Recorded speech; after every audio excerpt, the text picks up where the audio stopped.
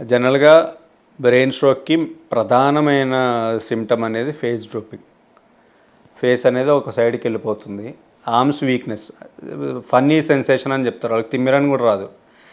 ఎందుకో లేయట్లేదు, ఎందుకో మాట వినట్లేదు టైప్ డైలాగులు వస్తాయి. వాళ్ళకి ఆ సెన్సేషన్ ఎక్స్ప్లెయిన్ చేయడానికి కూడా అర్థం కాదు వాళ్ళకి ఆ మూమెంట్లో. ఆర్మ్ వీక్నెస్ వస్తుంది, లెగ్ వీక్నెస్ వస్తుంది. సో ఫస్ట్ స్పీచ్ అనేది మొత్తం స్లర్డ్ స్పీచ్ అంటాం, అంటే సరిగ్గా రాదు మాట. సో ఈ మూడు చూసుకున్నట్లయితే వెంటనే మనం అంబులెన్స్ కాల్ చేయాలి.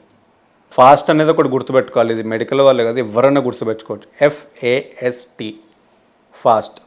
ఫస్ట్ ఫేస్ డ్రూపింగ్, ఆ తర్వాత ఆర్మ్స్ అనేది సరిగ్గా మనకు రావన్నమాట, వీక్నెస్ వచ్చేస్తుంది వెంటనే.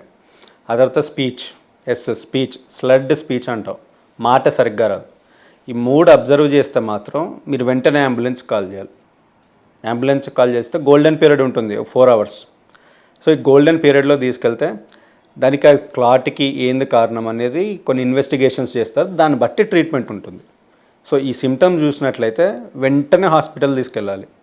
3 సిమ్టమ్స్ కూడా ఒకేసారి వస్తాయంటారా, లేకపోతే ఒకదాని తర్వాత కొంతకాలంకొకటి అట్లా కనిపిస్తాయి? లేదు, వెంటనే వచ్చేస్తాయి. వెంటనే వచ్చేస్తాయి మీకు ఒకదాని తెలిసిపోతుందా, చూడంగానే తెలిసిపోతుంది. సపోజ్ బెల్స్ పాల్స్ అని ఒక కండిషన్ ఉంటుందండి, అది ఫేస్ డ్రూపింగ్ ఉంటుంది.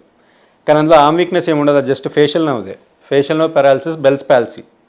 సో ఇలా అయిపోతుంది. కానీ చేతులు బాగానే ఉంటాయి, కాళ్ళు బాగానే ఉంటాయి, స్పీచ్ అనేది స్లర్డ్ కాదు, స్పీచ్ వస్తుంది.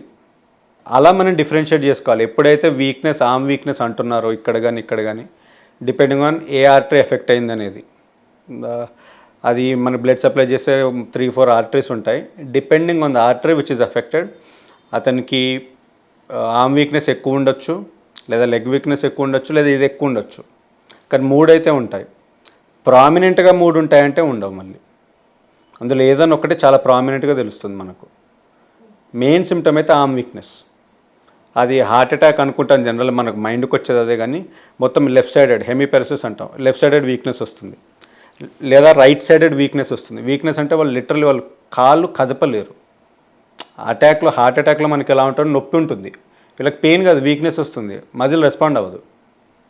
సో అది మీరు అది చూసినట్లయితే వెంటనే మనం హాస్పిటల్కే తీసుకెళ్ళాలి.